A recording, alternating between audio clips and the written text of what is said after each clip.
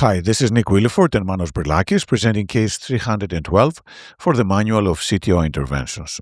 This is a case of 3 complications during the same procedure. The patient was an elderly gentleman with previous bypass and multiple percutaneous coronary interventions who came in with unstable angina. He did have a known CTO of the right coronary artery that seemed to be the only significant lesion, and he was referred for subsequent PCI of the RCA CTO. This is the dual angiogram. There is a patent LIMA to LAD, and then the LAD is providing septal collaterals going to the right coronary artery. The right coronary artery is occluded in the proximal segment. The distal vessel reconstitutes at the bifurcation of an acute marginal. So to summarize, what we have here is we have a blunt proximal cap, a bifurcation distal cap, length of about 25 millimeters with calcium, diffusely diseased distal vessel, which is filling through septal collaterals, which in turn are filling from the LIMA. Therefore, a retrograde approach was not a good idea here because we did not want to go retrograde through the LIMA and then through the septals.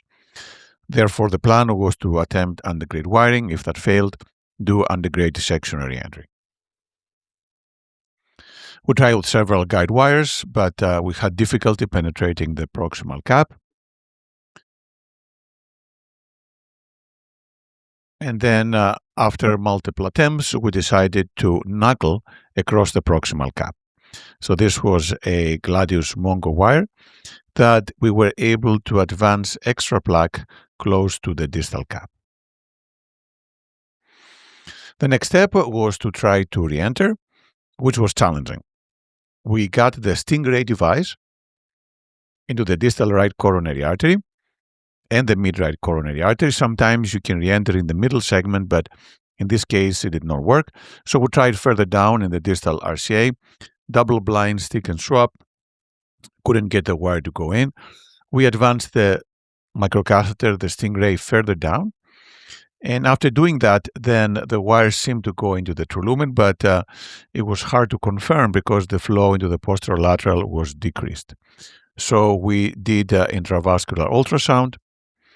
And what we're seeing here is that distally, indeed, we're in the true lumen. It's a small vessel.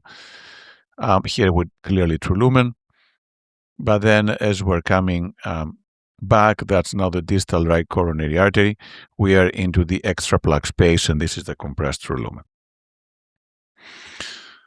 We had difficulty getting into the posterior descending artery. We used a dual lumen microcatheter Sasuke. We used a polymer jacketed guide wire.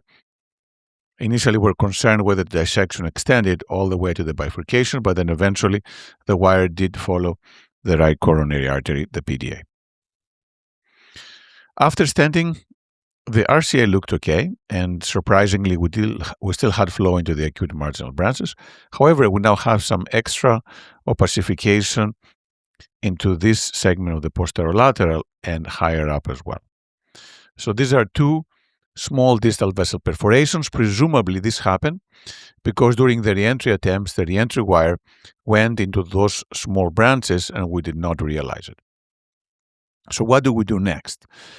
The treatment usually for distal vessel perforations is to advance microcatheter and place coils. However, here we could not really figure out where was the feeding vessel. It was very, very small, and sometimes in small vessels like this, we are unable to advance a microcatheter into that. So another way is to place a covered stent, jailing the ostium of this perforated small posterolateral branch, and this is exactly what we did. This was a 25 by 15 millimeter PK papyrus stent, and then that sealed this perforation. However, now the more distal perforation seems to be getting worse. And not only that, but when we changed the view, we realized that we had a third perforation. This was a third distal vessel perforation at the end of the right posterior descending artery. We did an echo. There was not pericardial effusion, so there was no need for pericardiocentesis, but clearly this was significant. But here we had a good zone for lining our coils, so we advanced our microcatheter into the PDA and then deployed a 2x8 and a 2x6 millimeter concerto coils. These coils are 0.014 inch microcatheter compatible, can be delivered through any standard coronary microcatheter, and they did achieve hemostasis in our case. Now, what to do for the third perforation, that third distal vessel perforation, which was also in a very small distal vessel. Once again, we did not have any pericardial effusion, and the final decision was to not put a coil, but instead remove the guide wire and reverse the heparin with protamine. And we did that. The other two perforations had nicely sealed. There was a small amount of staining still in the posterolateral, but the patient did not have an effusion. We did serial echocardiograms, and there was no pericardial effusion, and he had an uncomplicated post-hospital course. A few lessons from this case. The first one about what to do with an impenetrable proximal cap. If we cannot penetrate it with guide wires, the other option is to use the move the cap technique, as we say, try to go around the cap or go retrograde.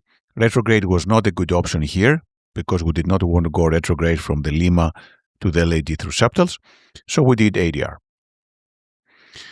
We did re-entry attempts with the Stingray balloon in multiple locations. Eventually, we were able to get into true lumen, but these attempts resulted in 3 perforations, all 3 distal vessel, one in the PDA, one in a small posterolateral, and one in a more distal posterolateral. And this is one of the limitations of ADR.